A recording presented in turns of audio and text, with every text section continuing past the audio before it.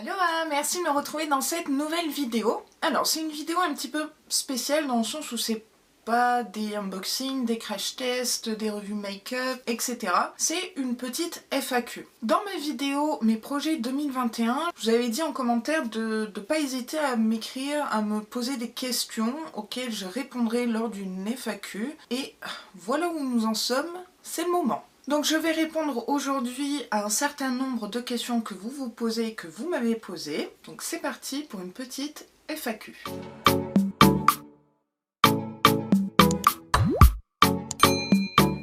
Alors j'ai reçu 11 questions, voilà, un petit peu de tout style, et je les ai triées dans un ordre particulier pour essayer d'avoir un fil conducteur pendant cette vidéo. Alors, première question qui paraît simple et toute bête, mais c'est vrai que je ne vous l'ai jamais dit, c'est pour la FAQ, c'est quoi ton prénom si ce n'est pas indiscret, bisous.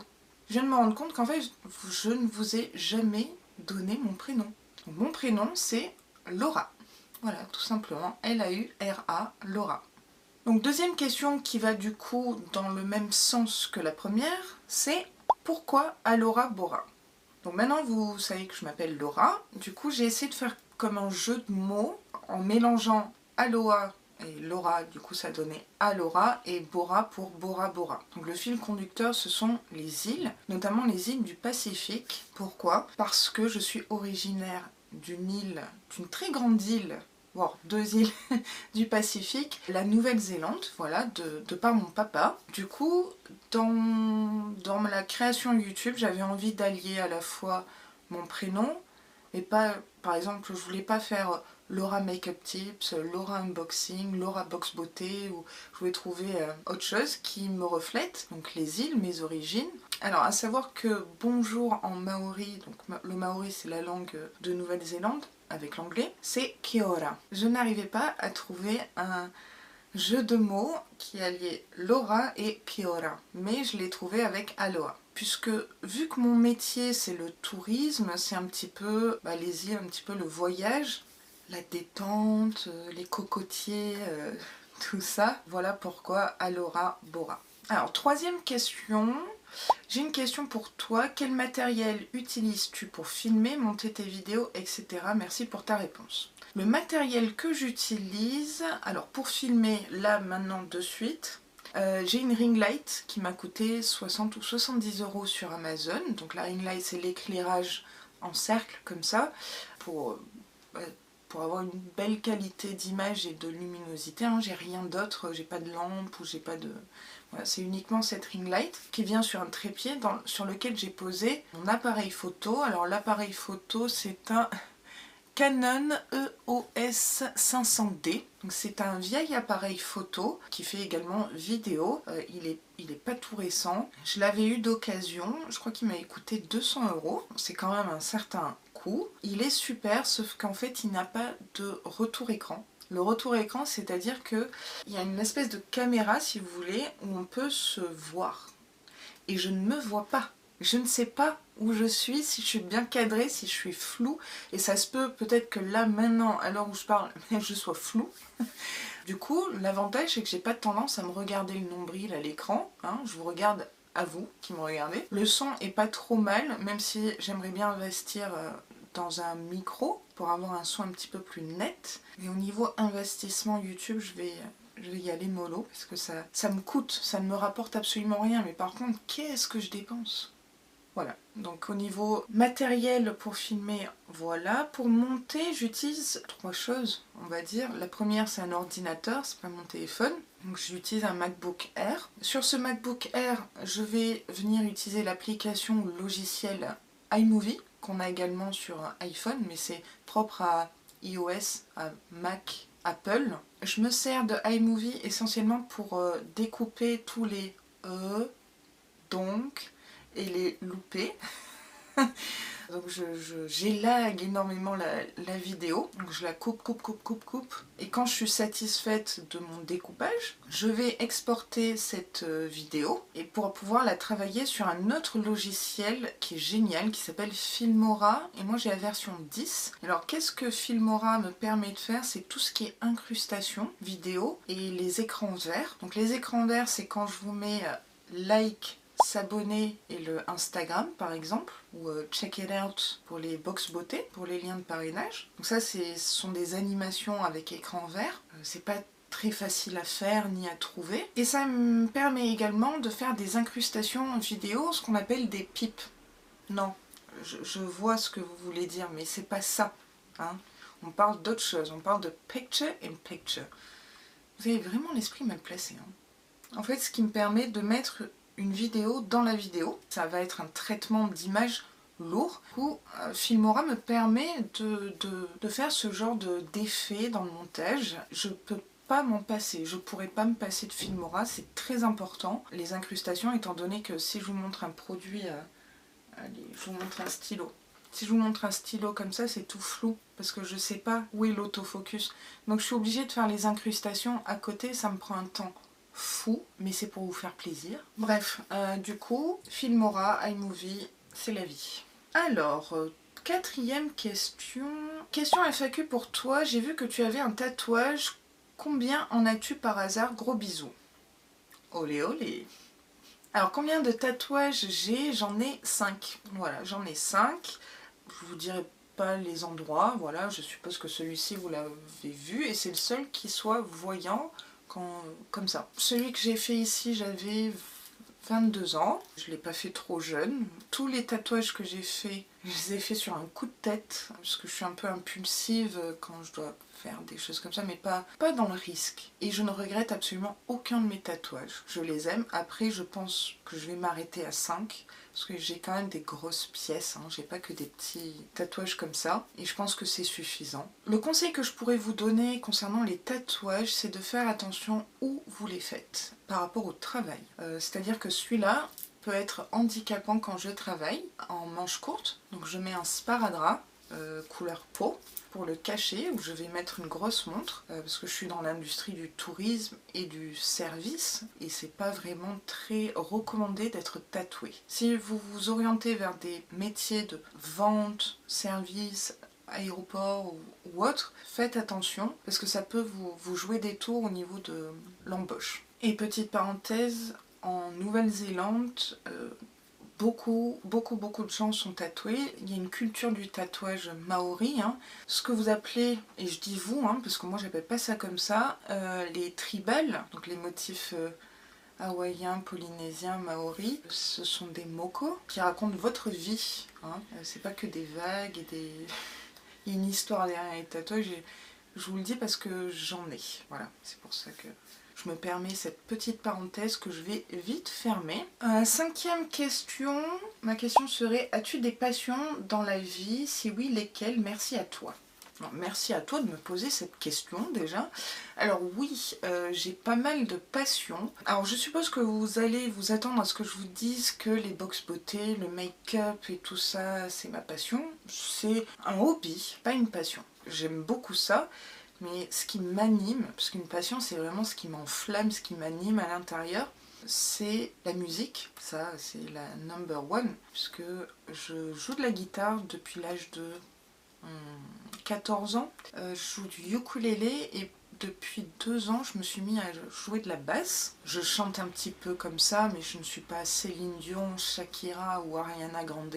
Loin de là, je chante pour me faire plaisir, avec la voix grave que j'ai. Donc la musique, oui, c'est ma passion, c'est une passion qui est familiale. J'ai le rugby également comme passion, je ne loupe aucun match de rugby. J'ai moi-même joué longtemps au rugby, je sais que vous allez être horrifiés derrière votre écran, mais...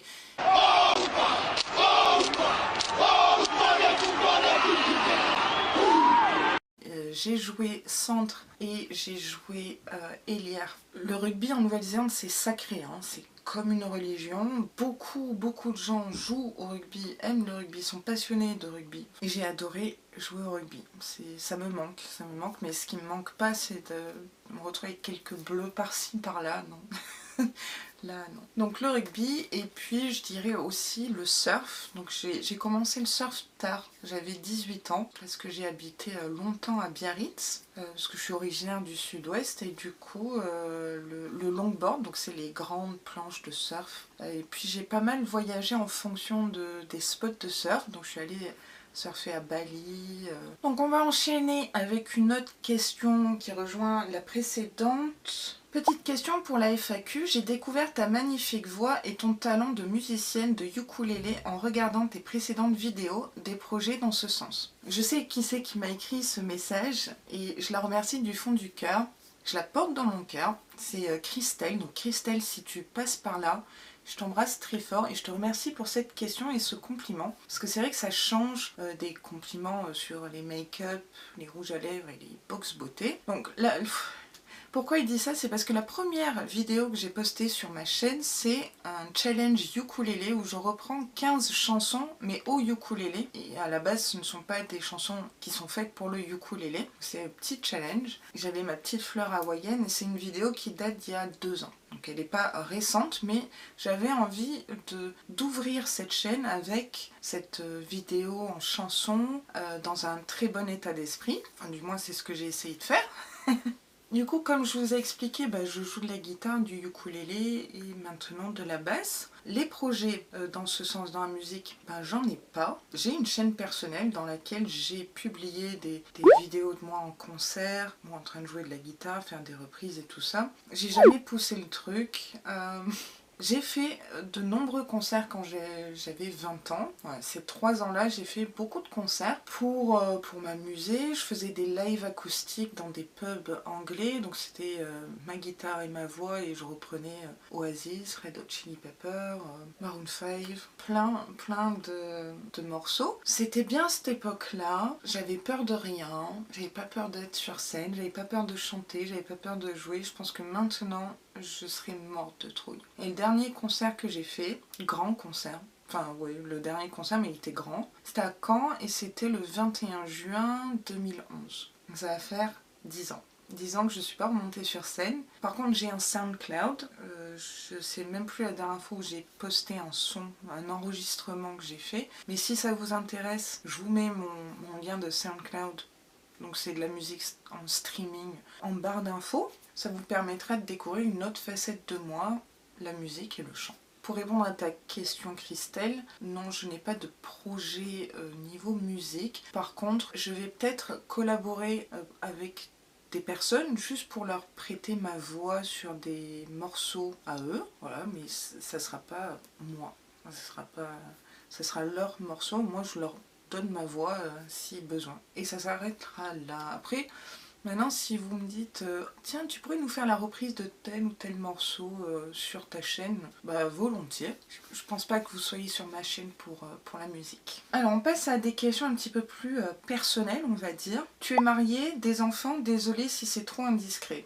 Je vais dire, c'est un peu indiscret, mais le mot d'ordre sur ma chaîne, c'est la transparence. Je n'ai pas sélectionné certaines questions ou d'autres non. J'ai tout pris et je répondrai à tout. Bref, mariée, non, mais je suis avec quelqu'un depuis pas mal d'années. On pourrait se marier ou être déjà marié. La situation nous convient comme ça. Pour l'instant, pas de mariage en vue, mais je suis le parfait amour avec mon compagnon que j'aime.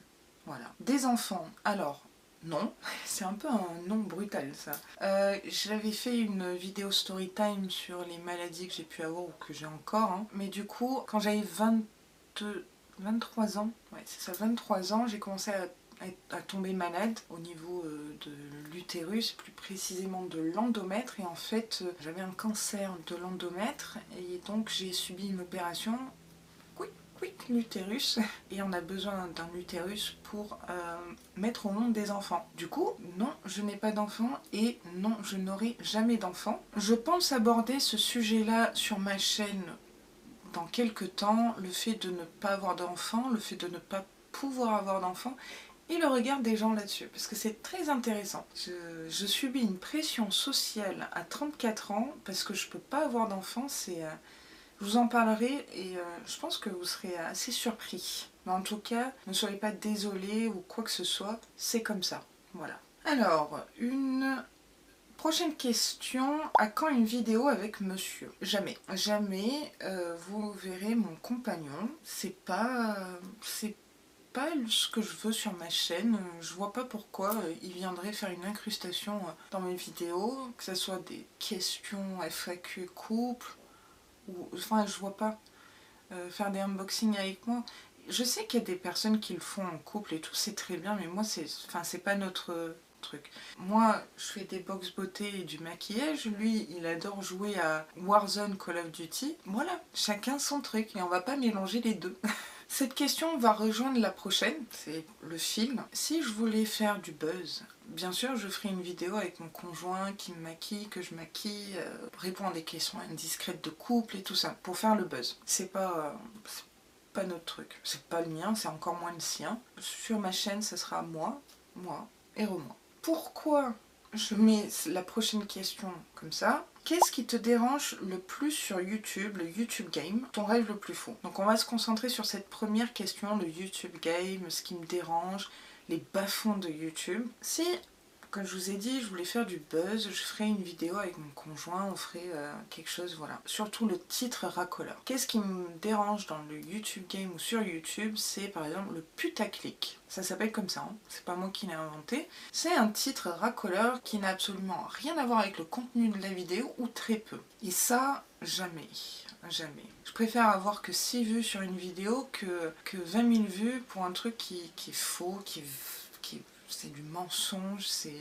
Le putaclic, ça me dérange fortement. Je vais vous donner un tout petit exemple. Sananas. J'aime beaucoup Sananas, je la suis depuis presque ses débuts. Elle est rigolote et je suis très contente qu'elle ait le succès qu'elle est aujourd'hui. Mais par contre, elle a fait une vidéo il y a quelques mois en disant « Ça y est, je vous présente John, mon copain. » Tout le monde attendait à voir la tronche de son mec depuis des années. Et ben dans cette vidéo, on ne voit pas son mec, il a un masque, il est habillé tout en noir. On l'entend. Mais est-ce que je vous présente John et ce qu'on voit en vidéo, il n'y a pas un problème?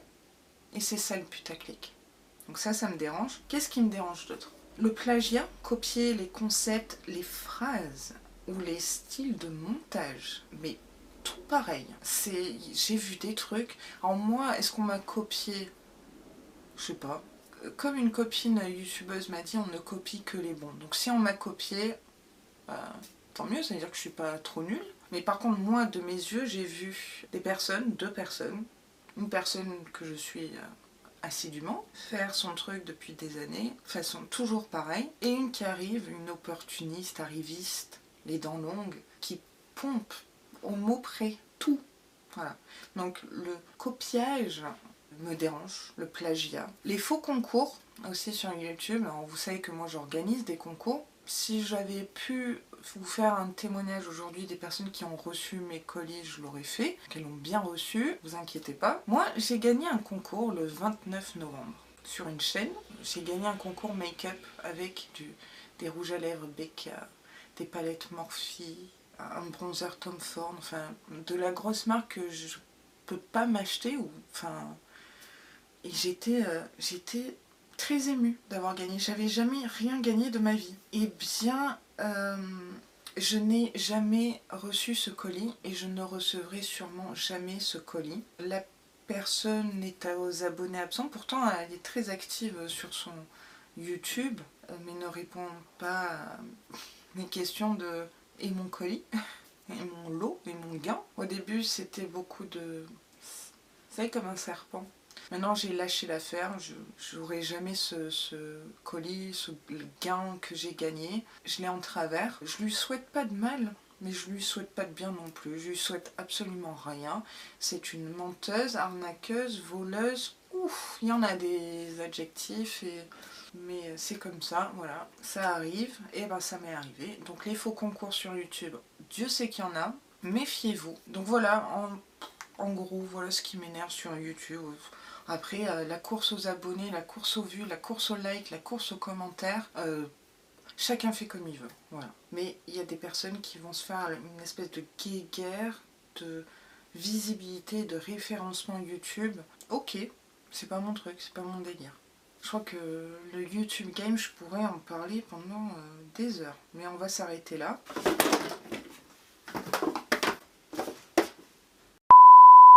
Donc je vais répondre à la seconde question de cette question. Ton rêve le plus fou? Alors moi je suis une rêveuse, moi. J'adore rêver. Mais vraiment, hein, je trouve que ça fait s'évader l'esprit et c'est. Mais mon rêve le plus fou. C'est difficile hein, comme question parce que on en a plein des rêves.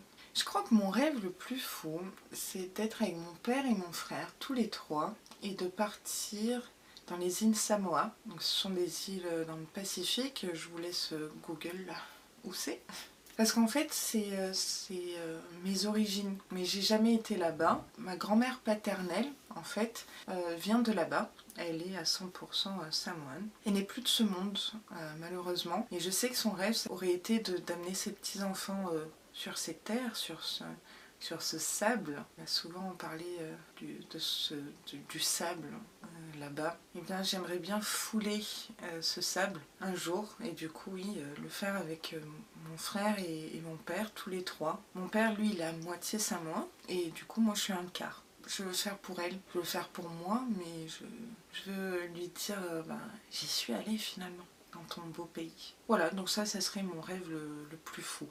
Et d'ailleurs, je crois que mon père et mon frère ne sont pas au courant de cette envie-là. Donc s'ils regardent cette vidéo, here you go, you know now.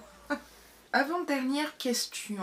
Quand est-ce que tu nous fais une vidéo tourisme, genre les plus beaux endroits pour pas cher, bise? J'aime bien le bise. Je suis en préparation. J'écris les scripts parce que ça faut préparer ce genre de vidéo. C'est pas comme les unboxings où voilà, on sait plus ou moins ce qu'il y a, mais on y va un petit peu à l'aveugle.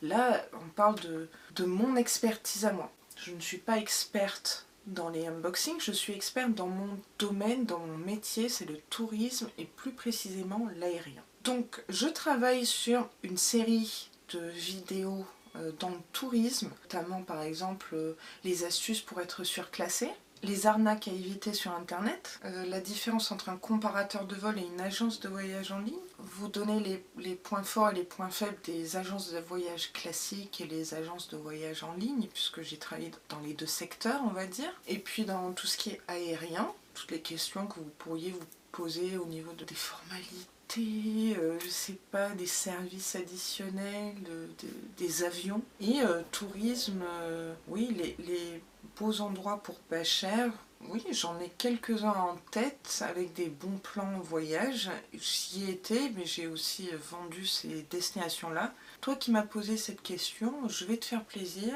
et, et je vais te faire voyager en vidéo.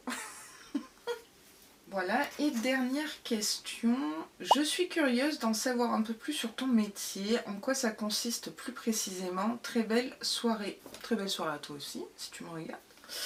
Alors mon métier, c'est les vagues, hein. Enfin c'est le tourisme, mais depuis quelques années, c'est agent d'escale aéroportuaire. Bon, j'ai été également responsable de vol, j'ai été également superviseur, représentant de compagnie. On va dire agent d'escale, ce sera le générique, ce sera le plus simple. Je vous prépare une vidéo complète sur ce métier-là, donc sur mon métier, mais je pense que ce serait une vidéo qui pourrait intéresser peut-être des jeunes qui ne savent pas trop quoi faire. Oui, ce serait comme une fiche métier, mais en vidéo, et avec mon expérience. Et puis pour le coup, là, je serai sûre à 1000% de ce que je vous dis. C'est pas comme le maquillage. Donc j'ai commencé déjà à préparer cette vidéo sur mon métier qui devrait sortir peut-être en mars, le mois prochain ou avril. On verra selon le planning vidéo. Donc cette plus ou moins longue vidéo FAQ est maintenant terminée. Si vous avez des questions supplémentaires me concernant, n'hésitez pas à les écrire en commentaire et je vous répondrai avec grand plaisir. J'espère que cette vidéo vous aura permis de mieux me connaître, mieux me cerner. Ouais. J'espère que vous allez continuer à être abonné à ma chaîne après cette vidéo. Ouais, parce que sinon ça serait un peu ballot quand même. Cette vidéo est maintenant terminée, j'espère qu'elle vous aura plu. Et si c'est le cas, n'hésitez pas à liker la vidéo comme d'habitude. Et à vous abonner à ma chaîne parce que ça me ferait très plaisir, ça m'aiderait énormément. Et en plus, vous savez quoi? C'est gratuit. Je vous dis à très vite dans une prochaine vidéo. Et sur ce, prenez soin de vous.